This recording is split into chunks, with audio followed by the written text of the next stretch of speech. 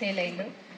ఇంకా స్టూడెంట్స్ అన్ని యాక్టివిటీస్లో ఏ కాంపిటీషన్కి వెళ్ళినా మేము మండల్ లెవెల్, డిస్టిక్ లెవెల్ వరకు వెళ్తాం. మొన్న యోగాలో సెకండ్ ఇయర్ మహేశ్వరి స్టేట్ లెవెల్కి సెలెక్ట్ అయింది.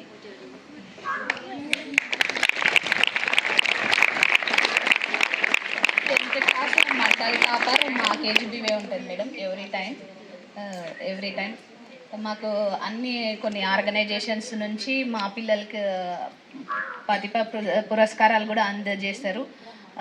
సెకండ్ ఇయర్ ఎంపీసీ వాళ్ళు జేపీఎన్సీలో కూడా అడ్మిషన్ తీసుకున్నారు. అక్కడ కూడా మా పిల్లలే ఫస్ట్ రావడం జరిగింది. అక్కడ కూడా స్వాతికి ల్యాప్టాప్స్ అందజేసిండ్రు. 25,000 క్యాష్ బ్యాక్ ఇచ్చిండ్రు. ఇట్లా ఇక్కడ చదువుతున్న అమ్మాయిలు నియర్ బై తాండాస్ విలేజెస్ వాళ్ళే ఉంటారు. మాకు రోజు రోజు ఎన్రోల్మెంట్ కూడా పెరుగుతుంది. 6th to 10th 200 మా టార్గెట్, కానీ 250 వరకు రీచ్ అవుతాం. 240 అట్లా. అడ్మిషన్స్ అప్పుడు బాగా ప్రెషరే ఉంటుంది. తర్వాత ఇంటర్ కూడా కాలంలో జరుగుతున్న చైల్డ్ మ్యారేజెస్ మీకు అందరికీ చట్టాల గురించి చెప్పడానికి వచ్చిండ్రు. Thank you madam. మీరు ఈ ఆపర్చునిటీ మా కేజీబీవీకి ఇచ్చి మీ అమూల్యమైన సమయాన్ని మాకు కేటాయించింది. అథారిటీకి సెక్రటరీగా కూడా వ్యవహరిస్తున్నారు. అందుకనే మీ దగ్గర రావడం జరిగింది. మామూలుగా అయితే రారు వాళ్ళు బయటికి. ఆమె స్పెషల్గా డిస్ట్రిక్ట్ లీగల్ సర్వీస్ అథారిటీ సెక్రటరీగా ఉన్నందువల్లనే మీ దగ్గర కలవడానికి వచ్చారు. ఇది క్యాంపెయిన్. అదేవిధంగా మరి కళాశాల ప్రిన్సిపల్, లెక్చరర్స్, టీచర్స్ అందరికీ కూడా నమస్కారాలు. నాతోటి paralegal volunteer come journalist Ravikumar అందరికీ నమస్కారాలు. మీకు అందరికీ కూడా ఆశీర్వాదాలు. ఇంతకుముందే చెప్పినాము, ఇక్కడ చట్టాల గురించి, న్యాయం గురించి, హక్కుల గురించి, బాధ్యతల గురించి కూడా చదువుతుంటారు. దాంట్లో మనం మౌలికమైనటువంటి అంశాలను ఒకసారి బహుశా మీ అందరికీ తెలిసినే ఉంటాయి. కాకపోతే మనం ఈరోజు గుర్తు చేసుకోవాల్సిన అవసరం ఉంది కాబట్టి మీ ముందుకు వచ్చాము. ముందుగా నా పరిచయం, నా పేరు శివన పంతులు, రిటైర్డ్ ఎయిట్ కాలేజీ లెక్చరర్ను. అయితే ఇక్కడ వాలంటరీగా వర్క్ చేసిన గత 10 సంవత్సరాల నుంచి జిల్లా కోర్టులో. ప్రజాస్వామ్య దేశంలో మరి దానికి ఒక ప్రత్యేకమైనటువంటి గుర్తింపు ఉంది ఎన్నికలకు. ఎందుకంటే government is of the people, by the people, for the people అని చెప్తారు, మీరు చదువుతారు కదా. కాబట్టి ప్రజల చేత ఎన్నుకోబడినటువంటి నాయకులే ప్రజలను పరిపాలిస్తారు. వాళ్ళ కొరకే ఉంది. ఇది ప్రజాప్రభుత్వం కాబట్టి ఎన్నికలు కంపల్సరీ. ఆ విధంగా పరిపాలనంగా అక్కడ 100 సంవత్సరాల వరకు పంట పండే పరిస్థితి లేదు. మనుషులు చనిపోగా మిగిలిన వారు కూడా వాళ్ళు మనుషులుగా లేకుండా శారీరక, మానసిక ఎన్నో అనారోగ్యాలు బతుకుతున్నారు. అటువంటి పరిస్థితి నుంచి విరమించుకోవాలని, విశ్రాంతి రావాలి, సుఖపడాలని చెప్పి అప్పుడున్నటువంటి నాయకులు ఐక్యరాజ్య సమితిని ఏర్పాటు చేసి ప్రపంచంలో యుద్ధాలు రాకూడదని ప్రయత్నం చేస్తున్నారు. ప్రజలందరికీ మరి అందరికీ సమానమైన హక్కులు ఉండాలి, సుఖశాంతితో ఉండాలని చెప్పి వాళ్ళు 1948లో Indian declaration of human rights అనేది ఏర్పాటు ఎల్కేజీ, యూకేజీ అని పెడుతున్నారు. అయితే ఇవన్నీ కాకుండా నెక్స్ట్ అకాడమిక్ ఇయర్ నుంచి మీ అందరికీ తెలుసు మేడంలకు గవర్నమెంట్ ఆఫ్ ఇండియా రూల్స్ మారినాయి. దాని ప్రకారంగా నేషనల్ ఎడ్యుకేషన్ పాలసీ 2020 వచ్చింది. ఆ 2020 కింద ప్రతి హై స్కూల్ కూడా మరి ఎర్లీ చైల్డ్హుడ్ ఎడ్యుకేషన్ ఉంది, దాన్ని ఇంట్రడ్యూస్ చేస్తున్నారు. దాని నుంచి మొదలు పెట్టుకొని అవకాశం ఉన్న చోట 12th క్లాస్ వరకు కంటిన్యూషన్ పెట్టింది. మామూలుగా మనకు హై స్కూల్ 10th వరకు ఆగింది కదా. అవకాశం ఉన్న చోట 12th క్లాస్ వరకు కూడా అవసరాన్ని బట్టి కంటిన్యూ చేయాలి. అంటే 11th class, 12th class equivalent in place of intermediate. అయితే అప్పుడు మనము 64-66లో మనం ఏం చెప్పినాం, 10+2+3 అని చెప్పినాం. ఆ సిస్టమ్ మాడిఫై చేసి ఇప్పుడు ఏం చేస్తున్నారు, మార్చేశారు. దాంట్లో డివిజన్స్ ఎక్కువ చేశారు. అయితే ఈ స్కూలింగ్ అనేది ఇక్కడ ఎర్లీ చైల్డ్హుడ్ కేర్ అనేది అటాచ్ చేసేస్తున్నారు. ప్రైమరీ స్కూల్ అంతా కలిపేసేస్తున్నారు. ఇక్కడ ఒకటే క్యాంపస్లో ప్రైమరీ స్కూలు లేక యూపీఎస్ లేక ప్రైమరీ స్కూల్ లేక హై స్కూల్ ఉంటే అన్ని క్లబ్ చేసి ఒకటే గొడుగు కింద తీసుకొస్తున్నారు.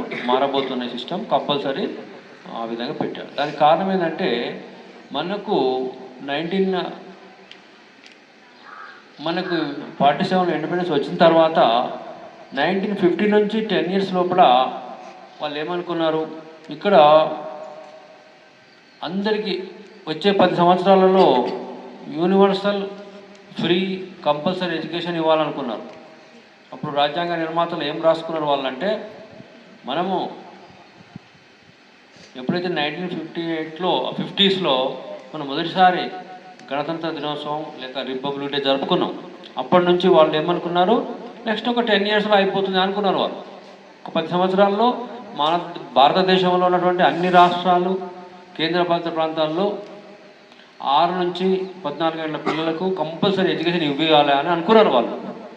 అది ఆ రూల్స్గా ఏర్పాటు చేశారు. అదేవిధంగా ఇవి ఏమీ లేకముందు కూడా సోషల్ వెల్ఫేర్ మీద, బీసీ వెల్ఫేర్ మీద, ట్రైబల్ వెల్ఫేర్ మీద రకరకాల సెక్టార్లకు సంబంధించి రెసిడెన్షియల్ స్కూల్స్ ఉన్నాయి. గత 40 ఏళ్ళ నుంచి ఉన్నాయి, కానీ చాలా లిమిటెడ్గా ఉన్నాయి. 2010 నుంచి విరివిగా ప్రతి మండలంలో కూడా దాదాపు కస్తూర్బా స్కూల్ కానీ జ్యోతిబా ఫులే స్కూల్ కానీ ఏర్పాటు చేస్తాం. దానివల్ల మీ అందరికీ మరి ఇబ్బంది లేకుండా చదువుకోవడానికి అవకాశం దొరికింది. ఎందుకంటే విద్యా చట్టంలో అందరూ బడిలో ఉండాలి కాబట్టి ఏర్పాటు చేశారు. దీంట్లో కొన్ని మౌలికమైన మార్పులు ఉన్నాయి. అవి ఏంటంటే, పిల్లలు అండర్ ప్రివిలేజ్ ఎవరైతే నిరాదరణకు గురైనరో వాళ్ళ గ్రూప్లో ఉన్న పిల్లలందరూ కూడా, ఒకవేళ మీ పరిసరాల్లో ఒక కార్పొరేట్ స్కూల్ ఉన్నట్లయితే వాళ్లకు ఒక 25% సీట్లు ఫ్రీగా ఇవ్వాలని కూడా ఉంది. ఇక్కడ వాళ్ళు ఉండే ఏరియాలో ఎవరైతే ప్రైవేట్ సెక్టార్లో కాలేజీలు స్కూల్ పెట్టుకుంటారో వాళ్ళకు ఉన్న 100 సీట్లలో 25 సీట్లు వాళ్ళకు బీద పిల్లలకు ఉచితంగా ఇవ్వాలి అని చెప్పి ఉంది కండిషను. అది మీకు తెలుసు, అమలు కావడం లేదు, ఎవరు పట్టించుకోలేదు. ఎందుకంటే అవి అంతా కూడా పెద్ద పెద్ద తలకాయలు, వాళ్ళు పొలిటికల్ ప్రెషర్ ఉన్న వాళ్ళు, లేకుంటే పార్ట్నర్స్గా ఉన్నటువంటి వాళ్ళు ఉంటారు కాబట్టి మన ప్రాంతంలో నాకు తెలిసి ఇక్కడ ఇంప్లిమెంట్ కావడం లేదు. అది ఉన్నది. అదేవిధంగా పాఠశాలకు మన గతంలో చాలా ఏళ్ళ నుంచి కూడా విద్యా కమిటీలో పేరు మీద ఉంది అని మేడం మీ కొరకు చెప్తున్నా మేడం. ఇప్పుడు ఆ పేరెంట్స్ కమిటీ అనే దాని స్థానంలో స్కూల్ మేనేజ్మెంట్ కమిటీ అనేది ఏర్పాటు చేశారు. మీకు అందరికీ అవగాహన ఉంది, మీరు కూడా మీటింగ్ చేసుకొని ఉంటారు. దాంట్లో మీరు వాళ్ళకు ఇక్కడ ఉన్నటువంటి సౌకర్యాల గురించి అవగాహన కలిగించి వాళ్ళ నుంచి ఏదైనా ఇట్లా అవకాశాలను మీరు కూడా కొంచెం ఇంట్రెస్ట్ చూపినట్లయితే పిల్లలకు సౌకర్యాలు ఇంకా మెరుగే అవకాశం ఉంది. అవసరమైతే మీకు ఆల్రెడీ చేస్తుంటారు అనుకుంటా, మంత్లీ కానీ వీక్లీ కానీ మెడికల్ చెకప్ అనేది అవసరం ఉంది పిల్లలకు. ముఖ్యంగా గర్ల్స్కి అవసరం ఉంటుంది నాకు తెలిసి. ఎందుకంటే వాళ్ళ మాల్ న్యూట్రిషన్ అనేది రావద్దు. వాళ్ళకు ఎదిగే వయసులో పిల్లలకు ఈ రక్తహీనత, అనీమియా అలాంటివి రాకుండా చూసుకోవాల్సినటువంటిది అవసరం ఉంది, మన మీద ఉంది బాధ్యత. కాబట్టి వాళ్ళకు పీరియాడికల్గా మెడికల్ చెకప్ చేయించుకోవాలి. వాళ్ళకు అవసరం పడితే పేరెంట్స్ కూడా ఇన్ఫర్మేషన్ ఇచ్చి వాళ్ళ హెల్త్ గురించి మనం కూడా జాగ్రత్త తీసుకోవాలి. ఇవి దీంట్లో ఉన్నటువంటి అంశాలు. మరి ప్రత్యేకమైనటువంటి అవకాశాలు ఉన్నాయి కాబట్టి ఇక్కడ మేడం గారు ఈ బాల్య వివాహాల గురించి మీకు పరిచయం చేస్తారని కోరుకుంటున్నాను. చేయకూడదు అనేది ఒకటి చట్టం అనేది తీసుకొచ్చారు. 1929లోనే ఉంది. అప్పట్లో చాలా ఎక్కువగా ఉండేవి కాబట్టి చట్టాలు అనేది అప్పటి నుంచి ఫస్ట్ ఉన్న 1929 యాక్ట్ని రీప్లేస్ చేస్తూ prohibition of child marriage act 2006 అని తీసుకొచ్చారు. మరి అప్పటి నుంచి అన్ని డిపార్ట్మెంట్స్ కూడా అవి స్ట్రిక్ట్గా చెయ్యాలి అని చెప్పేసి స్టార్ట్ అయింది. ముందు చైల్డ్ మ్యారేజ్ ఆపాలి అనేది డిపార్ట్మెంట్ ఒకటి ఉంటుంది తెలుసా? మనకి స్టేట్ గవర్నమెంట్ తరఫున ఒకటి women and child welfare department ఉంటుంది. ఆ డిపార్ట్మెంట్ నుంచి మళ్ళీ సపరేట్గా ఒక వింగ్ ఉంటుంది, చైల్డ్ లైన్ అని ఉంటుంది. మరి ఆ చైల్డ్ లైన్ వారి డ్యూటీస్ ఏంటంటే పిల్లల రక్షణ. మరి రక్షణ అంటే పిల్లలకి ఏం జరుగుతుంది? చైల్డ్ మ్యారేజ్ ఒకటి ఉంటుంది, చైల్డ్ లేబర్ ఒకటి ఉంటుంది. మరి ఇవి రెండే కాకుండా కొత్తగా children from sexual offences act, ఈ మూడింటిని, ఈ చట్టాలని, అందులో చెప్పిన విషయాలని పిల్లల రక్షణకి ఉపయోగించాలి. ఇవే కాకుండా ఇంకా పిల్లల గురించి, పిల్లల రక్షణ గురించి ఎవరెవరు చేస్తారు అంటే ఎన్జిఓస్ ఎవరైనా సరే. ఎన్జిఓ అంటే తెలుసు కదా, ఎలాంటి లాభాపేక్షణ లేకుండా ఒక సొసైటీకి సర్వీస్ ఇచ్చేవారు. అలాంటి వాళ్ళైనా సరే, ఇంకా లీగల్ అందరూ కూడా చేయాల్సిన డ్యూటీ ఏంటి? పిల్లల్ని రక్షించాలి. మరి రక్షించాలంటే దేని నుంచి రక్షించాలి? ఒకటేమో చైల్డ్ మ్యారేజ్ చేశారు, అలాగే ఒకరికి ఆ డ్యూటీ ఉన్నప్పుడు మిగిలిన వారందరూ కూడా అదే డ్యూటీస్ చేయాలి. అలాగే మాకు కూడా నేషనల్ లీగల్ సర్వీసెస్ అథారిటీ వారు ఒక డ్యూటీ అప్పచెప్పారు.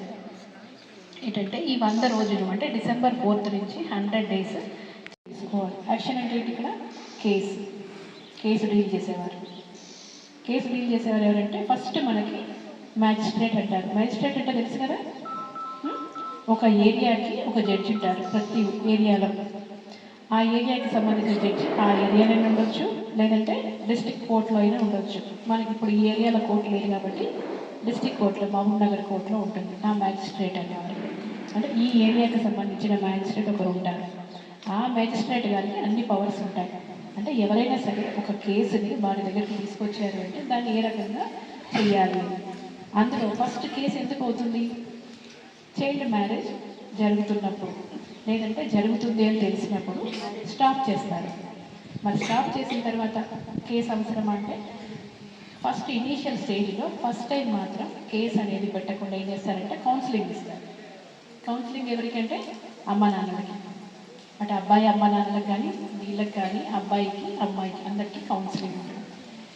సరే, కౌన్సిలింగ్ అయిపోయిన తర్వాత అమ్మాయిని సేఫ్గా తల్లిదండ్రులకు అప్పచెప్తారు. నెక్స్ట్ మళ్ళీ ప్రయత్నాలు జరుగుతాయి. అప్పుడు ఏం చేయాలి? అప్పుడు మళ్ళీ అమ్మాయిని కస్టడీలోకి తీసుకుంటారు. కస్టడీ అంటే ఇక్కడ సేఫ్ కస్టడీ. అబ్బాయిని ఏ రకమైన కస్టడీ అంటే కేసు అన్నమాట. కేసు ఉంటుంది కాబట్టి ఆ కస్టడీ వేరు. అక్కడ ఆ కస్టడీ ఉంటుంది, ఇక్కడ సేఫ్ కస్టడీ ఉంటుంది. తీసుకుంటారు. తీసుకున్న తర్వాత నెక్స్ట్ ఏంటంటే ఈ అమ్మాయిని విక్టిమ్గా చూడాలి.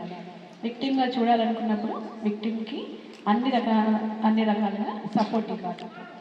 మరి సపోర్ట్ అంటే ఏ రకంగా ఉంటుంది? చదువుకుంటారు, చదువుకుంటే కంటిన్యూ చేయాలి. నెక్స్ట్ ఇంకా ఏముంటుంది? ఇల్లిటరేట్ అవుతుంటారు కొద్దిమంది. మరి అలాంటి వాళ్ళకు కూడా ఏదో ఒక రకమైన రిహాబిలిటేషన్ అనేది ఏర్పాటు చేయాలి. గవర్నమెంట్ బాధ్యత అది. నెక్స్ట్ అక్కడ మళ్ళీ అబ్బాయి దగ్గరికి వెళ్తే అబ్బాయి మీద కేసు అనేది రిజిస్టర్ అవుతుంది. మరి అక్కడ కేసు ఓన్లీ అబ్బాయి మీదే ఉంటుందా? ఇంకెవరి మీద ఉంటుంది? అబ్బాయి పేరెంట్స్ మీద. ఎందుకంటే ఆ పేరెంట్స్కి తెలిసే అబ్బాయి పెళ్లి చేసుకున్నప్పుడు, ఓన్లీ అబ్బాయి చేసుకున్నప్పుడు కాదు, ఓన్లీ అబ్బాయి అమ్మాయిని తీసుకెళ్ళి పెళ్లి చేసుకున్నప్పుడు అది చైల్డ్ మ్యారేజ్ అవ్వకుండా మనం ఇంకొక చట్టం చెప్పాం కదా, పోక్సో యాక్ట్, అదే అవుతుంది. పోక్సో ఉంటుంది కాబట్టి అక్కడ చైల్డ్ మ్యారేజ్ అనేది రాదు. మరి అబ్బాయి ఫస్ట్ కేసు పెడతారు. తర్వాత అమ్మ నాన్నలకు తెలిసి పెళ్లి చేసుకుంటే వాళ్ళు కూడా అఫెండర్స్ లాగా చూపిస్తారు. నెక్స్ట్ ఇంకా ఎవరుంటారు? మరి రెండు కూడా వెయ్యొచ్చు అని చెప్తారు. అక్కడ కూడా మళ్ళీ ఉమెన్ అయితే ఓన్లీ ఫైన్ వరకు వెయ్యాలి, వాళ్ళని ఇంప్రిజన్మెంట్కి పంపొద్దు అంటారు. మరి ఉమెన్ ఎందుకంటారు ఇక్కడ? అబ్బాయి మదర్ వాళ్ళే అవుతారు కదా, అవుతారు. ఒక్కొక్కసారి అమ్మాయి మదర్ కూడా అవ్వచ్చు. రెండోసారి కూడా మళ్ళీ కోర్టు చెప్పినా వినకుండా, కౌన్సిలింగ్ ఇచ్చినా వినకుండా పెళ్లి చేసినప్పుడు ఇక్కడ పేరెంట్స్ కూడా అవ్వచ్చు. కాబట్టి అక్కడ ఉమెన్కి ఓన్లీ ఫైన్ మాత్రమే వేయాలి, జైలుకి పంపడానికి లేదని చెప్తారు. ఇంతే, చట్టం ఇంతే ఉంది. కానీ దీన్ని ఇంప్లిమెంట్ చేయడమే పెద్ద పని. ఇంకొకటి, ఒకసారి కనుక పెళ్ళి చేయడానికి ప్రయత్నించినప్పుడు ఆ పెళ్ళిని ఆపాలి అని చెప్పేసి అనుకున్నప్పుడు, ఆపిన తర్వాత నెక్స్ట్ మళ్ళీ అదే రిపీట్ అయినప్పుడు అప్పుడు ఏం చేయొచ్చు అంటే ఇంకొకటి కూడా చేయవచ్చు. ఎవరైనా సరే పిల్లల గురించి మంచిగా ఆలోచించినప్పుడు మరి మళ్ళీ తల్లిదండ్రులకు ఇస్తేనే పిల్ల సేఫ్గా ఉంటుంది. ఎక్కడో స్టేట్ గవర్నమెంట్ కస్టడీలో ఉన్నప్పుడు క్యారియర్ అనేది అంత ఎఫెక్టివ్గా ఉండకపోవచ్చు.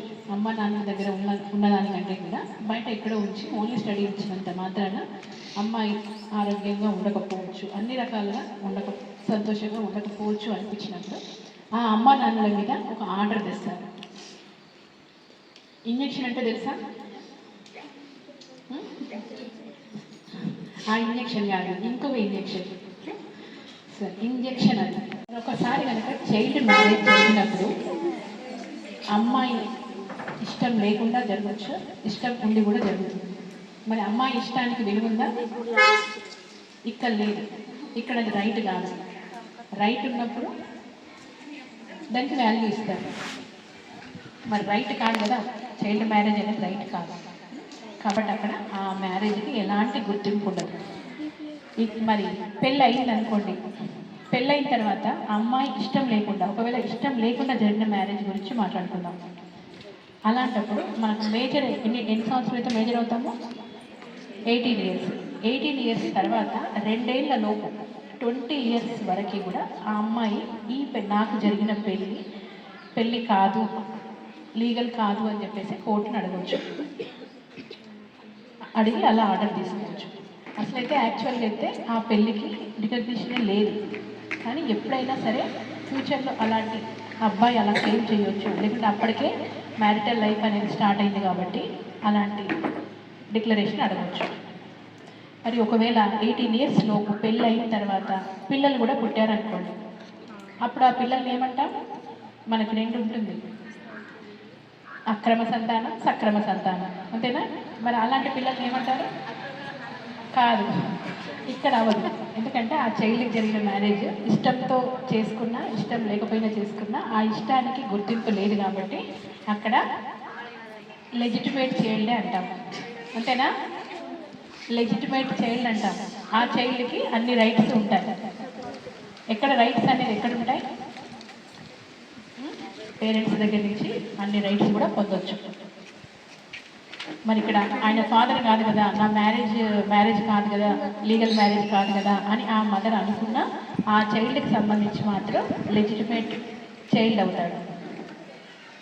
ఇంకా ఒక విషయం, ఒకవేళ అమ్మాయికి పెళ్లి జరిగినప్పుడు ఆ పెళ్ళి కాదు, చైల్డ్ మ్యారేజ్ కాబట్టి డిక్లేర్ చేసినప్పుడు, లీగల్ మ్యారేజ్ కాదు అని డిక్లేర్ చేసినప్పుడు కానీ చేయకపోయినా అది లీగల్ కాదని మనకు తెలుసు కాబట్టి మరి అమ్మాయికి ఫ్యూచర్లో, అంటే ఫ్యూచర్ అంటే మళ్ళీ పెళ్ళయ్యేంత వరకు కానీ, లేదంటే తను ఎర్లు చేసేంత వరకు కానీ ఆ అమ్మాయి మెయింటెనెన్స్ మొత్తం కూడా ఎవరైతే ఒక అబ్బాయి పెళ్లి చేసుకుంటాడో ఆ అబ్బాయికి ఆ బాధ్యత ఉంటుంది.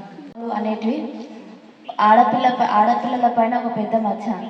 చిన్న వయసు, చదువుకునే వయసులో మనము పెళ్ళిళ్ళు చేసి మనకు ఒక తెలియని కుటుంబాన్ని పరిచయం చేసి వాళ్ళతో ఉండమని చెప్పి వాళ్ళతో మనం సర్దుకుపోవాలి అని చెప్తారు.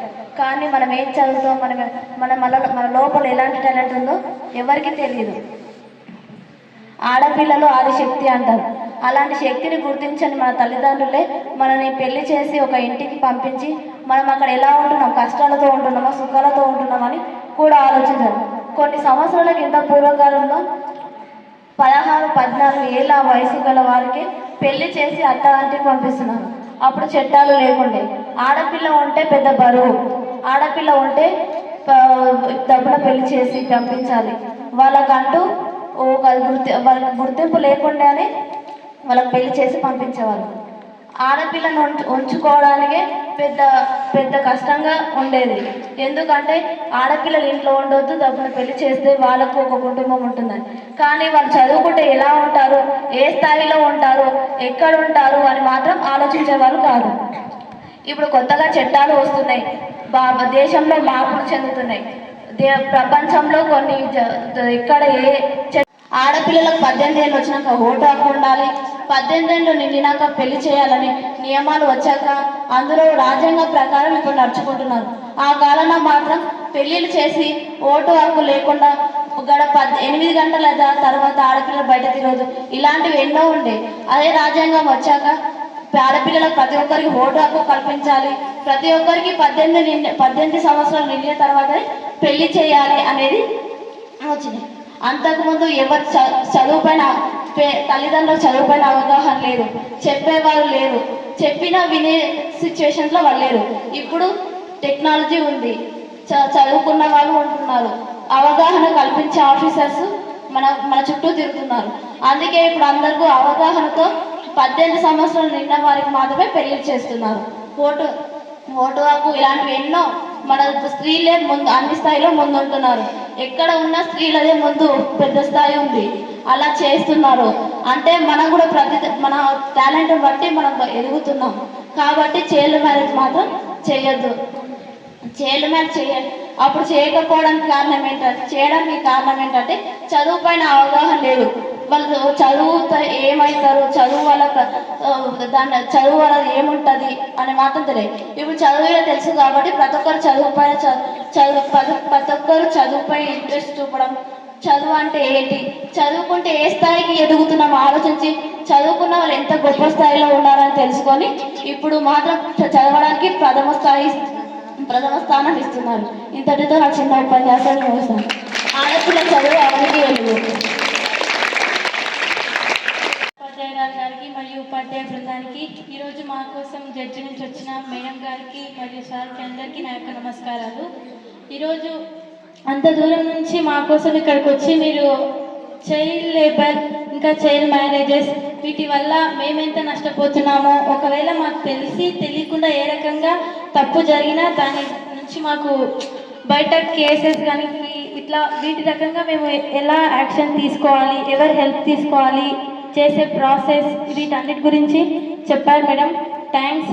ఇప్పుడు ఈ చైల్డ్ లేబర్కి చైల్డ్ మ్యారేజెస్కి రీజన్ డైరెక్ట్గా కానీ ఇండైరెక్ట్గా కానీ ఒక రకంగా పిల్లలే అని చెప్పొచ్చు మేడం. అంటే మేమే కదా మేడం రీజన్.